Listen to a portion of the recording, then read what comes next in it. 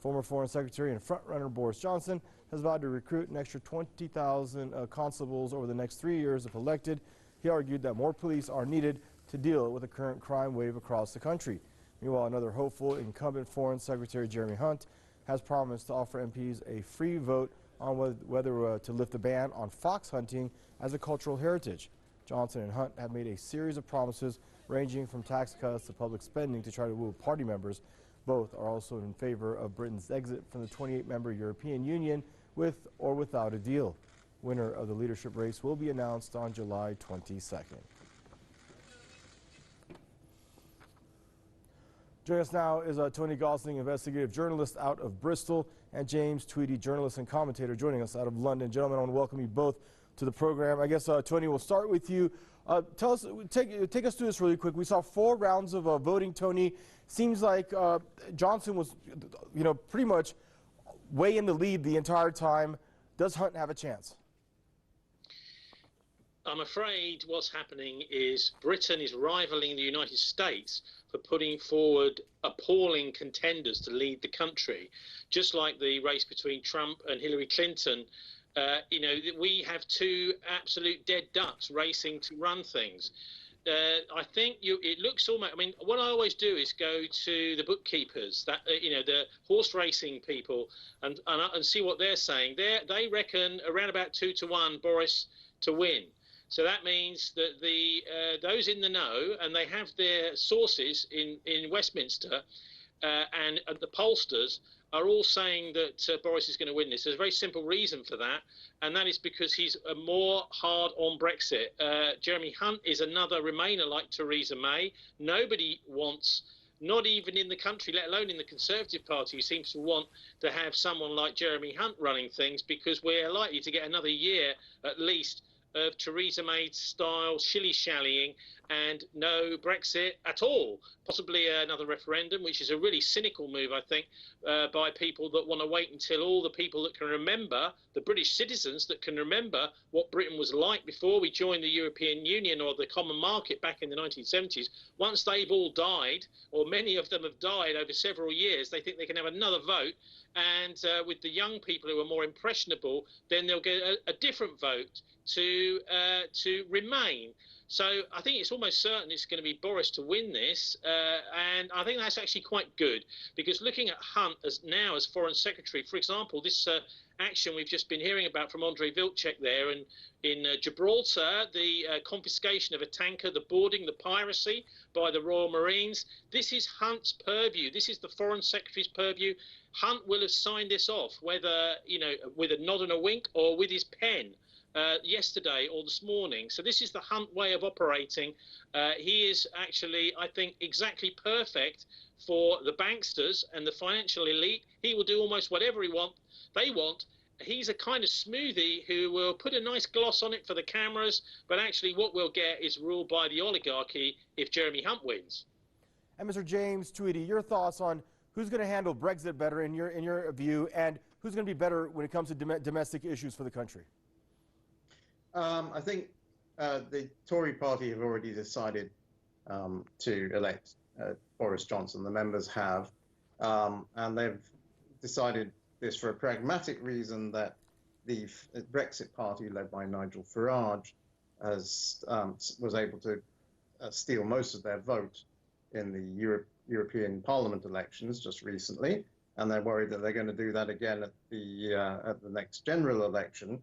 So it's a matter of survival. So I don't think Jeremy Hunt has a chance. And like my colleague here says, Jeremy Hunt is at heart a Remainer. He's talking tough on Brexit now, but early in the campaign he was appealing to the pro-EU wing of the Conservative Party, and so he's weak on that. But when it comes down to it, really, I don't trust Boris Johnson on Brexit either. I mean, not just me.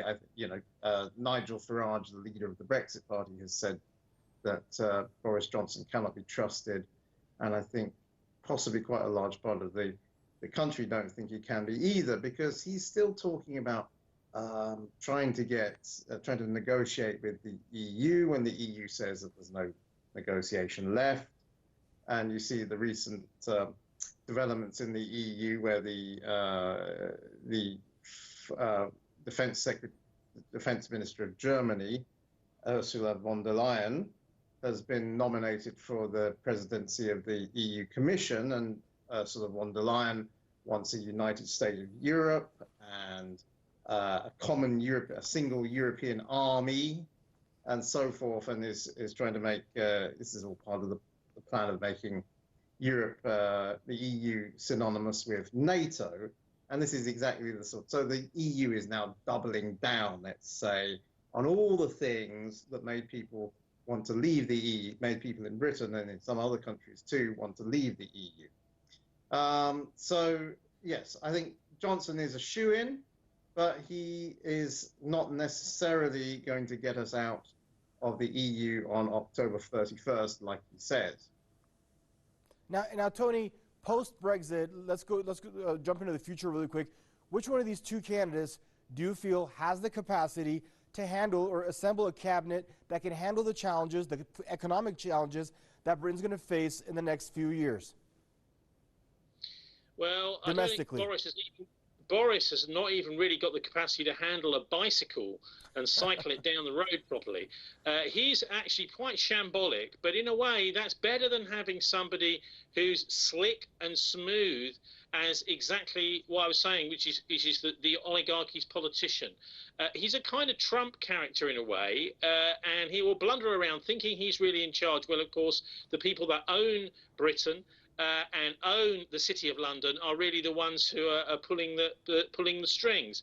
So I agree actually with James Tweedy there. Is that Boris may not be able to get Britain out of the EU by or on the 31st of October. You just have to remind everyone this is Halloween, that they've decided to pick the date. The EU picked this date as the next possible date for us to be leaving the EU. Which is when all the souls of the dead are supposed to come to life again, just for one night, which is a very creepy date to choose. And I think in a way they have some plans. If we do leave, I think it's entirely possible we might see a massive run on the pound. We might see the London stock market crash. Because the people that don't want Brexit to happen are those who've got a lot of invested in the EU, in the euro currency. Very important what James was talking about, the backdrop to all of this. In other words, the EU actually becoming much worse. In other words, getting people more likely to vote if they were given a chance in other countries like Greece, like Italy, to leave the EU. Because they're trying to take more control and more power, which of course is what people don't want. They don't want to see this centralisation of power. And with Lagarde now in charge of the Eurozone, well, she is a convicted criminal in France. She was supposed to do a year in jail for fraud, effectively kind of bribery. Well, she used her position to give millions of pounds to a specific individual who was supporting Nicolas Sarkozy, probably with the same money. And she was supposed to go to jail for a year for that. And instead of being put in jail, she's been put in charge of the euro, put in charge of the European Central Bank, taking over Mario Draghi's job. So this is the sort of corruption that we don't want to see. None of the 800 million or so people in the EU want to see these kind of corrupt people being put in charge of these key institutions, the financial institution, and of course with Ursula von der Leyen in charge of the European Commission. Ursula, by the way, is very friendly with Henry Kissinger. In 2016, I was told outside the Bilderberg conference in Dresden, which is a secretive conference of bankers and banksters, which Kissinger goes to every year, totally secret. We don't know what goes on inside. But von der Leyen was sitting right next to Kissinger, apparently, at the top table on the dinner on Saturday night. And we were wondering for a long time what is going to happen with her, because maybe she'll take over from Merkel. But no, she gets an even more important job. And again, I think this is a total stitch-up. Nobody in the whole of Europe has voted for Ursula von der Leyen to be controlling the whole show. So the momentum for Brexit in Britain is going to be increasing and increasing. We only hope that Boris has got the impetus to get it over with, because it's almost like a painful divorce. We just want that separation to happen and get on with our lives. And James, your closing thoughts, bud, before we wrap this up. Well, on some of the things they've said today, Boris Johnson's pledge, or not today, yesterday, in fact, Boris Johnson's pledge to recruit 20,000 more police officers. That's going to be very popular because there's a wave of violent crime in the country, especially here in London. But it's also a policy that would take a long time to bear fruit, because it takes 2 years at least to train a police constable, and then more if they specialize as a detective or something. Not to mention the funding for it. Well, exactly, there it is, and you know, you have the Chancellor Philip Hammond warning both candidates that all of their promises will drain the cash he's got saved up for a no-deal Brexit. Hammond is history. Hammond is history. We've got a dead duck government now, which is what bothers me about this business with Gibraltar, because there's nobody really running the country right now. Theresa May's on her way out, isn't she, James? I think so. And I'd also say that, you know, Boris Johnson is a former foreign secretary competing with the current foreign secretary. And I think on foreign policy, they'll both be the same. They're both equally hostile in their rhetoric towards Russia and China and Iran and other nations. So I don't think you can find any difference between them on foreign policy. Gentlemen, I want to thank you both for joining us. Tony Gosling, investigative journalist out of Bristol, and James Tweedy, journalist and commentator there, joining us out of London. And viewers, that's a wrap for this segment of your Press TV's News Review. Thanks for tuning in, and goodbye for now.